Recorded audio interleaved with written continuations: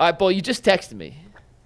You want to do is the Browns franchise in worse shape than any other franchise? Is that in the NFL? Is that in Cleveland? Like, think about this. It felt like the Browns were in a good place last year, right? Like, as a franchise. Even though Watson looked like a mess, overall, it felt like the franchise was in a decent because the position. roster was so good, they made the playoffs, and they didn't have Deshaun playing because he was hurt. Right. I think it was very easy to say, hey, this roster's awesome. Yeah. All you had to do is plug and play. A really good quarterback, and this team will be a Super Bowl team. Right. That was what we thought. Yes, but now you could argue that the Browns are in worse shape than any team in the NFL.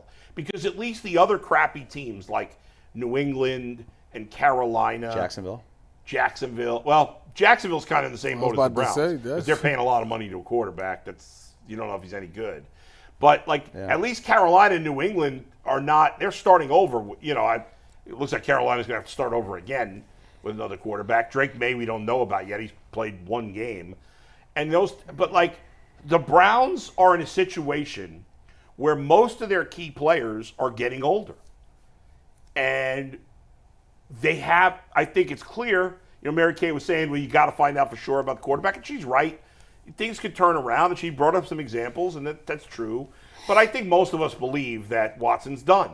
And if Watson's done, then it's going to take some time for the Browns to turn this around. That's just a reality, unless they get lucky in the draft and get the next Jaden Daniels or C.J. Stroud. Right. If they do that, you'll turn it around in a hurry.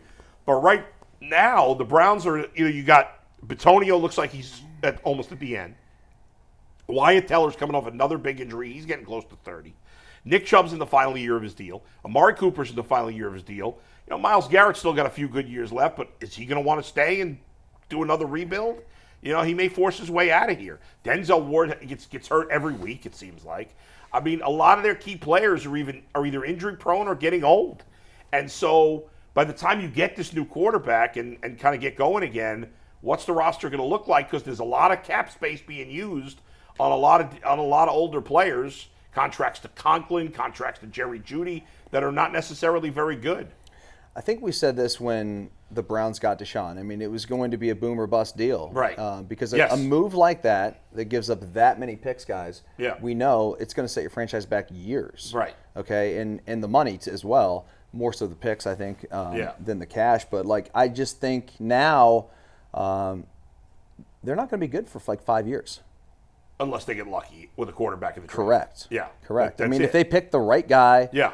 If Quinn Ewers or whoever the top quarterback is coming out. I also say, with that being said, it's their own fault. Of course it's their own fault. Even if it was, and it's not all on the Deshaun contract. This is where when you miss on draft picks, that's when it really starts. Right. Because the guys that you were supposed to get, guys that you were going to develop that could come in, maybe make an impact, but would take over essentially when those other guys got older. Right. When they got older, we're good. They done groomed up the younger guy. That guy's making plays. What the good teams do. Boom. And when you look at the draft classes and you look at what you got out of those draft classes, they're not developed and not manifesting into what you thought they would be. So now you're going out to spend money on other stuff than being able to stay under the cap and do all the things that you want because you got them on rookie deals. I mean, the Browns have used, in the last, 10 years, they've used 2 of their top picks on quarterbacks. They've given away, 3 first-round picks for Deshaun? Was that what it was, 3? Yep. Okay, so 3 for him, plus him in his contract. They've had 3 horrendous decisions, and then the third horrendous decision, which was Deshaun, cost you 3 more horrendous decisions because you couldn't even pick a quarterback. Well, look at the draft record of Andrew Berry here. So his first draft was 2021, took Greg Newsome in the first round. All right, Greg Newsome's a decent player, but a solid nickel. Second round pick, JOK, great pick. Probably his best pick, right? Third round, Anthony Schwartz, garbage. Fourth round, James Hudson, Tommy Togiai, both terrible. And nothing with their late picks at all. Was he not there for the 2020 draft with Jed? 2020 was COVID year. Yeah. Yes, I'm sorry, yeah. So he took Jed in the first round, bad pick. That's a bad pick. Grant Delpit in the second round, solid pick. Rest of the picks that year, Jordan Elliott, Jacob Phillips. Harrison Bryant, Nick Harris, DPJ, all pretty much useless. Then in 2022, Martin Emerson in the third round. He hasn't been as good this year, but still for a third-round pick. I think he did fine with his first. You got a starter in the third round. Yeah, so. and he got Alex Wright in the third round. That's a decent pick, too. Rest of the draft, Perion Winfrey, a waste. Cade York, a waste. Jerome Ford, actually a good pick in the fifth round. That's not a terrible draft, considering they didn't have a first and second round pick.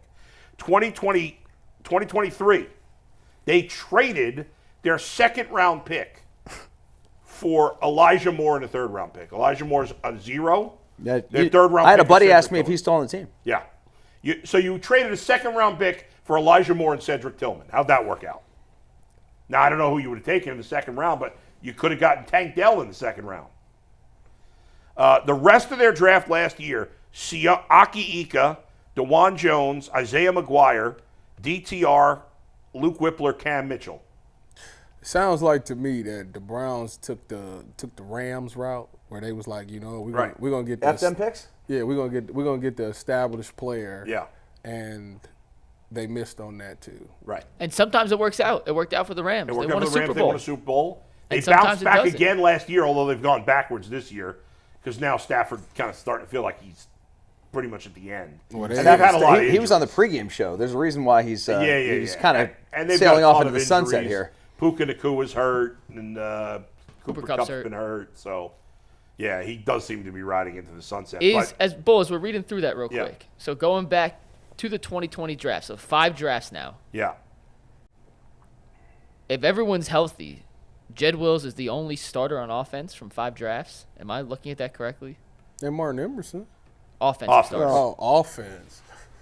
Consider Ford a starter right now. Ford.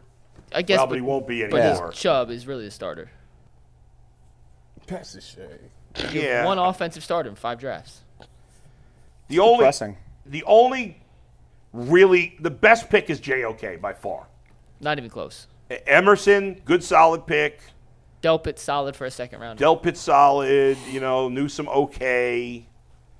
I actually think Jerome Ford in the 5th round is a decent That's a pick, steal. You Come know. And Cam Mitchell in the 5th That's not a round bad is a pick. decent pick also. But that's about it. I mean, and he's lost some higher picks because they've traded down. The year they had 3 third-round picks, they traded out of the second round. The following year, they traded out of the second round for Elijah Moore. And obviously the Watson They got trade, which were all DeJuan bad. Jones in the Adam, I truly believe Yeah.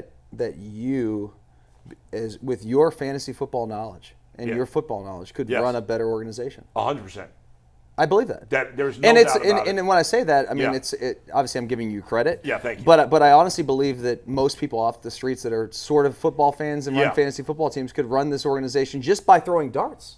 Yeah. You couldn't do worse. If you drafted based on Best available. you bet like Mel best available for Mel Kiper, what do you got? Okay, Yeah. you pick 93. Okay, Yeah. we got the bet. We need a receiver, so we'll Yeah. take that guy. Yeah. Just do that. You would be just especially You if can't you be go, worse. Especially if you go longer, like the last 15 years. Oh, or my whatever. God. I mean, they have so many bad. Think about that stretch of all those terrible first round picks. Adam, when But they look at Mel Kiper's best available and they say, who's the worst available? But let me ask you. Let's take him. No, because let me. We got last there, Mel. Yeah, we'll take the last. Oh, we need a DB. Okay, Y'all, listen. let's take the last guy. Y'all being funny. Hard sleeper. Y'all being funny, but Yeah. y'all gotta also admit this too. Yeah. What do you have to say about the development? Oh, it's not good Because either. the talent. Well, they if fire the coach when they- every 2 years. When Yeah, right. when they took That's true. him, that means that the talent said that he was talented enough to be there. According, yeah, I'm based just on their- saying. yeah, right. So if that's the case, why is it? It's not that he ain't talented. Why is he not developed? What's going on in that situation? Well, the only thing I And would argue- that's the question that I want I to guess know. the argument would be: have any of these players that they've drafted somewhat high gone somewhere else and had success? Like who? Well, No, they haven't. Outside of Baker, Baker. Baker has. that's sort of the I mean, that's the only. important one. That's But he, and, so like you could argue they didn't. I can't. And listen, again, I love Stefanski, and I would not fire him, even though I think he's doing an absolutely awful job this year. But I've heard for a while, well, Baker had his best year with Stefanski. Well, no, Not that's anymore. not true. Now this season's got a long way to go, but right now Baker's having his best season, and last year he was better than he ever was with the Browns. And I believe, we'll never know for sure, I don't think Baker would have ever been this good if he had stayed here. I totally agree with you. I totally agree. Well, it's not even just that. Like, Oh, it's just the Browns' dysfunction? Yeah, I really do think it's going to be hard for this organization to ever have success as long as they're owned by the Haslams. Wow. I truly believe that. The only thing I'd say to that is... Say what? In a different way, is that Mike Brown is a terrible owner. And I know the Bengals haven't won a Super Bowl, but they've been a pretty good team overall with Joe Burrow. Right? Baker Mayfield's good. He's been good, but he's not Joe Burrow. So it really is going to take a quarterback of that level to rise above Jimmy Haslam. Adam, the Bengals have drafted excellent quarterbacks. They've had 2 coaches in the last 20 years. Yeah, I would argue that they should fire. So Zach as bad Taylor, as the owner is, there's at least there's some patience. That's true. That's true. Maybe too much patience, but better fine. too much than not enough. I'd rather have more patience and go to a Super Bowl. That's fair. Can I ask a question?